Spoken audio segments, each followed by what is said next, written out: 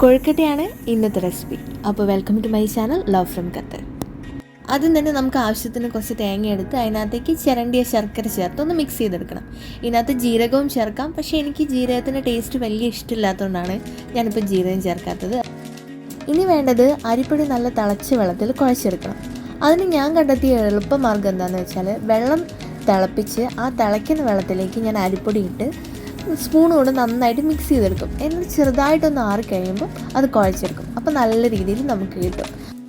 കുഴച്ചെടുത്ത അരിമാവിൽ നിന്ന് ചെറിയൊരു പോർഷൻ എടുത്തിട്ട് അതൊന്ന് ബോൾ പോലെയാക്കാം. അതിനുശേഷം അതിൻ്റെ നടുക്കൊരു ഹോൾ ഉണ്ടാക്കി അതിങ്ങനെ വലുതാക്കി നമുക്ക് ഈ തേങ്ങയും ശർക്കരയും കൂടെയുള്ള മിക്സ് അതിനകത്തേക്ക് വെച്ച് ഒന്ന് ക്ലോസ് ചെയ്യുന്ന രീതിയിലാക്കിയെടുക്കാം. ഇതാണിപ്പോൾ ഞാൻ റെഡിയാക്കി എടുത്ത ഇത്. ഇനി ഇതിനകത്തേക്ക് തേങ്ങയും ശർക്കരയും കൂടെ വെക്കാൻ പോവാണ്.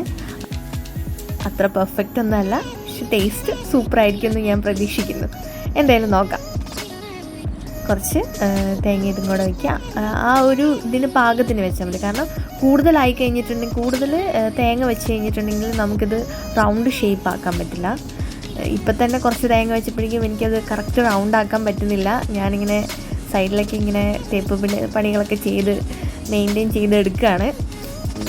അപ്പോൾ ഇത് നമ്മൾ ഫുള്ള് വെക്കുകയാണെങ്കിൽ ഇത് നമ്മൾ വേവിക്കുന്ന സമയത്ത് പൊട്ടിപ്പോകാനുള്ള ചാൻസ് ഉണ്ട്.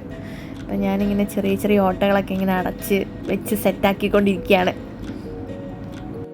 തേങ്ങ വെച്ചതിന് ശേഷം ഇനി ലാസ്റ്റ് ഇതൊരു ബോള് പോലെ ആക്കാൻ വേണ്ടി ശ്രമിക്കുകയാണ്. ഏകദേശം ചെറിയൊരു റൗണ്ട് ഷേപ്പിലൊക്കെ ആയിട്ടുണ്ട്, ഒരു ബോൾ പോലെയൊക്കെ ആയിട്ടുണ്ട്. പക്ഷെ എന്നാലും പെർഫെക്റ്റ് അല്ല. നോക്കാം. Slightly different, no problem.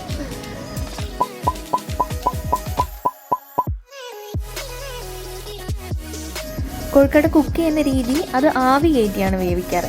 അപ്പോൾ ഇതിൻ്റെ അടിയിൽ ഞാനൊരു പ്ലേറ്റ് വെച്ചിട്ട് അതിനകത്ത് വെള്ളം വെച്ചിട്ടുണ്ട്. വെള്ളം ഏകദേശം തിളച്ച് വന്ന സമയത്ത് ഇങ്ങനെ മുകളിലത്തെ പാത്രത്തിൽ എൻ്റെ കൊഴുക്കട്ട ഇങ്ങനെ ഓരോന്നോരോന്നായിട്ട് വെക്കുകയാണ്.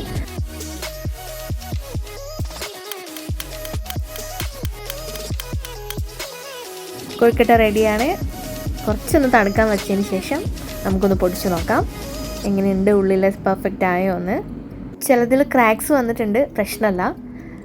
നമ്മുടെ കൊഴുക്കട്ട സൂപ്പറായിട്ടുണ്ട്. ഞാൻ അധികം ശർക്കര ചേർത്തിട്ടില്ല.